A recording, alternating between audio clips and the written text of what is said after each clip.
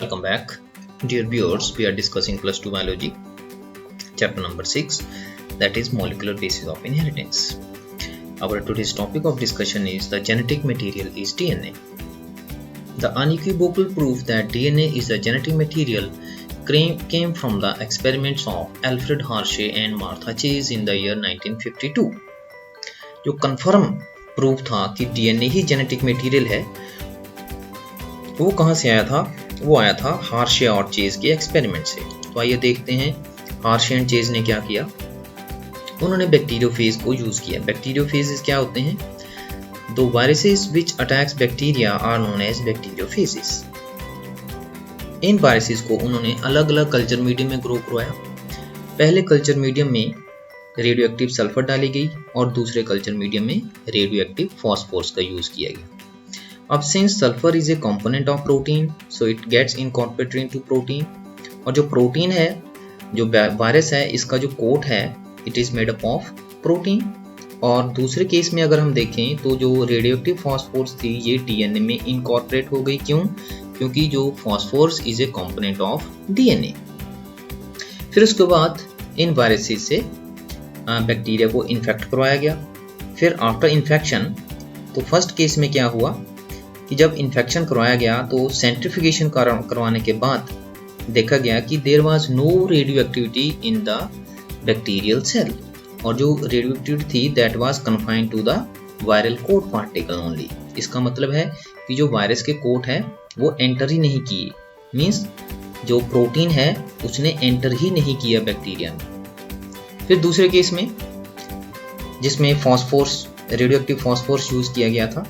अब इससे पहले हम थोड़ा सा ये समझ लें कि जो वायरसेस होते हैं, जब ये इन्फेक्ट करते हैं बैक्टीरिया को, तो ये अपने डीएनए के अकॉर्डिंगली अपनी मशीनरी बैक्टीरिया की यूज करते हैं, लेकिन प्रोटीन और डीएनए जो है वो उसकी सिंथेसिस खुद करते हैं अपनी।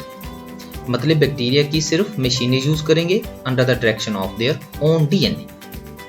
तो जब इस केस में क्या हुआ, जब सेंट्रिफिकेशन की गई तो जो वायरस कोड थे, no radioactive was appear in the viral coat. जो रेडियोएक्टिविटी थी वो बैक्टीरिया के अंदर पाई गई। इसका क्या मतलब है कि जो वायरस का डीएनए कंपोनेंट है वो बैक्टीरिया के अंदर एंटर किया और उसने वहां जाकर अंदर मल्टीप्लाई किया। इसीलिए जो रेडियो एक्टिविटी थी वो बैक्टीरिया के अंदर पाई गई। तो यहाँ से बिल्कुल क्लियर हो गया कि जो डीएनए है वो ही जेनेटिक मटेरियल है। They work with viruses that infect bacteria called bacteriophages. The bacteriophage attaches to the bacteria and its genetic material then enters the bacterial cell. Inside the bacterial cell, viruses undergo multiplication by using the metabolic machinery of the bacteria. जब infect करते हैं virus bacteria को, तो वो bacteria की machinery का उपयोग करके अपने कंपोनेंट की प्रिपरेशन करते हैं, या अपने कंपोनेंट की सिंथेसिस करते हैं। Hershey and Chase worked to discover whether it was protein or DNA from the viruses that entered the bacteria. They grew some viruses on a medium that contained radioactive phosphorus and some others on medium that contained radioactive sulfur. Viruses grown in the presence of radioactive phosphorus contained radioactive DNA but not radioactive protein, because DNA contains phosphorus but protein does not. Similarly, viruses grown on radioactive sulfur contained radioactive protein but not radioactive DNA, because DNA does not contain sulfur. Clear? Radioactive phages were allowed to attach to E. coli bacteria. Then as the infection proceeded, the viral coats were removed from the bacteria by agitating them in a blender. The virus particles were separated from the bacteria by spinning them in a centrifuge.